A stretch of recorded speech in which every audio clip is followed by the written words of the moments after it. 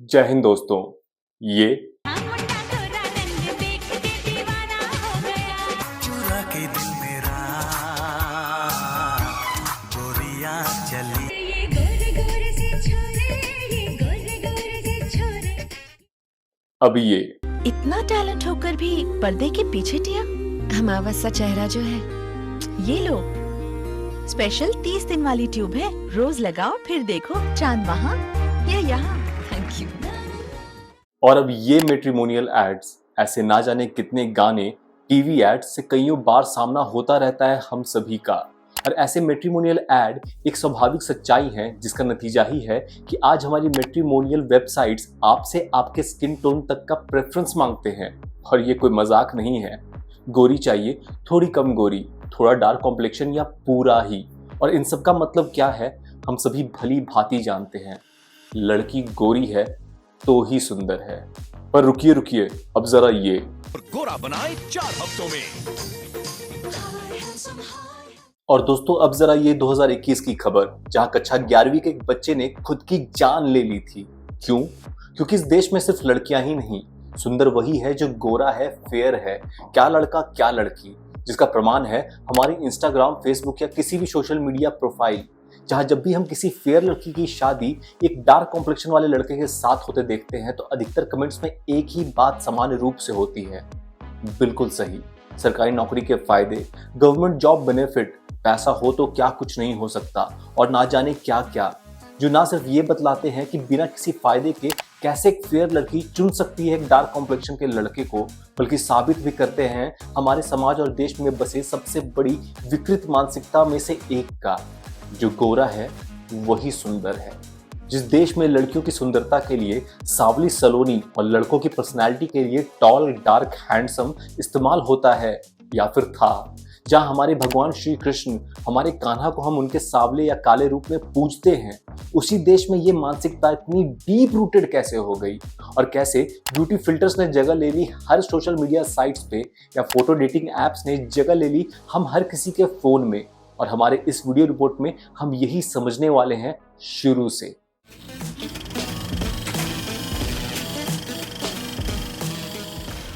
दोस्तों जब लगभग 1000 BC पूर्व सेंट्रल एशिया से आर्यंस पहली बार पहुंचे इंडिया, जहां लाइट स्किन आर्यंस ने डिफीट किया लोकल डार्क स्किन द्रविडियंस को और खुद विजेता बने, और इसका नतीजा ऑब्वियसली आर्यंस की लाइट स्किन सुपीरियर मानी गई द्रविडियंस के डार्क स्किन से। और ये तो बस शुरुआत थी। सालों के इतिहास में जाने कितनी ही बार जब भी विदेशी लोगों ने रूल किया हमारे देश को, चाहे वो पर्शियंस हों, मुगल्स हों या फिर ब्रिटिशर्स, एक बात समान रही इन सभी में, गोरा रंग या लाइट स्किन, जिसने सबकॉन्शियसली ये विचारधारा बनाई कि गोरा रंग बेहतर है और ताकत या पावर से जुड़ा है। बिल्कुल सेम तरीके से जाति प्रथा में भी ये बात सटीक बैठती है। हिस्टोरिकली सो कॉल्ड ऊंची जाति, जिनके पास ज्यादा प्रिविलेज, ज्यादा ताकत थी, वो कहीं ज्यादा लाइट स्किन के होते थे सो कॉल्ड नीची जाति से। लेकिन वेट दोस्तों, एक बड़ा कारण था इसके पीछे। जहां लोअर कास्ट दिन भर गर्म धूप में शारीरिक मेहनत करते थे, वहीं हायर कास्ट अपने घर की सुख सुविधा में उसके अंदर होते थे, इस धूप और मेहनत से कोसों दूर। और नतीजा, कॉम्प्लेक्शन डिफरेंस। 18वीं शताब्दी के लगभग ब्रिटिशर्स ने जब ये कहना शुरू किया कि स्किन का कलर मोरल और इंटेलेक्चुअल गुणों का इंडिकेटर होता है अपने क्रूर शासन को जस्टिफाई करने के लिए, तब गोरा बेहतर है, सुपीरियर है, ये सोच और रेसिज्म कहीं ज्यादा प्रीडोमिनेंट होती चली गई हमारे इंडियन सोसाइटी में, हमारे समाज में। और इसमें कहीं कोई शक नहीं दोस्तों कि हमारी माइथोलॉजी और हमारी आदर्श कहानियों ने इस रंग भेद को कहीं ज्यादा मजबूत किया है हमारे देश में, जिनमें अच्छे कैरेक्टर्स हमेशा फेयर स्किन और बुरे कैरेक्टर डार्क स्किन के या उनसे रिलेटेड ही होते हैं। इसका अंदाजा आप इस बात से लगा सकते हैं कि हमारे भगवान कृष्ण, हमारे कान्हा, जिनके नाम का अर्थ ही सांवला या डार्क है, उनकी मूर्तियों या उन्हें डिपिक्ट करने वाले टीवी शोज में वो ठीक इसके उलट दिखाए जाते हैं। चलिए अब एक संस्कृत का शब्द ही लेते हैं, असूर्य स्पर्श, मतलब ऐसा व्यक्ति जो गोरा या फेयर स्किन का हो। यही नहीं, अभी और सुनिए। जिसे सूरज ने छुआ भी ना हो और जो अमीर होने के साथ साथ पवित्र भी है। तू समझा? हाँ। नहीं, तू समझा नहीं। यानी गोरा होना ना सिर्फ आपको अमीर दिखाता है बल्कि पवित्र भी। क्या बात।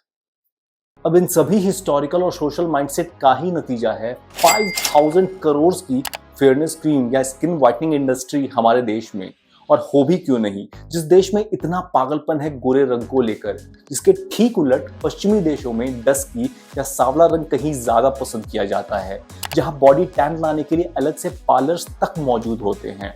जब वर्ष 1919 में अफगान स्नो भारत की पहली स्किन व्हाइटनिंग या फेयरनेस क्रीम लॉन्च हुई, तभी समझ आ गया था ब्यूटी प्रोडक्ट्स बनाने वाली कंपनीज को मुनाफे का अंदाजा।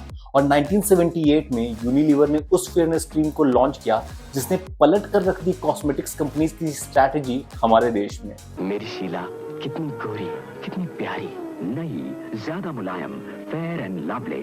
बिल्कुल सही, फेयर एंड लवली। और इसके बाद अनगिनत स्किन प्रोडक्ट्स जिनके एड्स हमारी फेवरेट सेलिब्रिटीज के थ्रू इस बात को सीमेंटेड करते चले गए कि जो गोरा है वही सुंदर है, सक्सेसफुल है, अमीर है। और हमारे खुद की सेलिब्रिटीज या फिर एक्ट्रेसेस ने भी कोई कमी नहीं छोड़ी अपने खुद के फेयर स्किन ऑब्सेशन को दिखाने में। और हो भी क्यों नहीं, क्योंकि यही तो हम चाहते हैं एज अ सोसाइटी।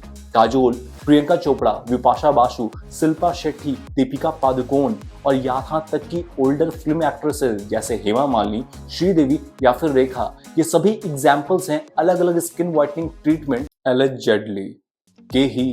दोस्तों, जब 2005 में इमामी ने पहली बार भारतीय बाजार में स्किन लाइटनिंग क्रीम लॉन्च की मेन के लिए, फेयर एंड हैंडसम, और इसका 150% का सेल ग्रोथ हर साल, वो काफी था ये साबित करने के लिए कि fair skin obsession gender specific नहीं है हमारे देश में।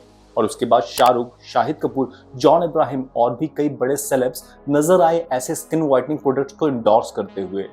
ये समझने की बात है, हमारा फेयर स्किन का ऑब्सेशन ना सिर्फ हमारी सेल्फ स्टीम या मेंटल हेल्थ को डिटोरिएट कर रहा है, बल्कि skin lightening serious health conditions को भी ला रही है हमारे देश में, जैसे परमानेंट स्किन ब्लीचिंग, त्वचा का पतला होना, अनइवन कलर लॉस, एक्ने और स्किन कैंसर तक।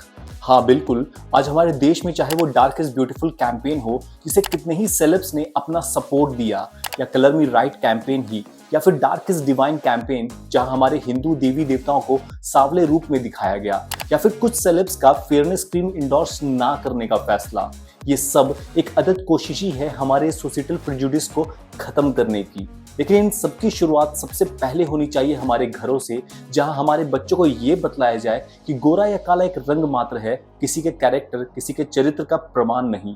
जिसकी पहली सीढ़ी है उनके लिए बनाए गए बुक्स, जहां से ये प्रेजुडिस शुरू होता है। गोरा मतलब अच्छा, काला मतलब बुरा। आई डू होप आपको वीडियो काफ़ी अच्छी लगी होगी, इन्फॉर्मेटिव लगी होगी। तो हमारे वीडियो को लाइक करें और अपने थॉट्स बताएं फेयरनेस के ऑब्सेशन को लेकर। मिलते हैं हमारे अगले वीडियो में एक और इन्फॉर्मेटिव वीडियो में। जय हिंद।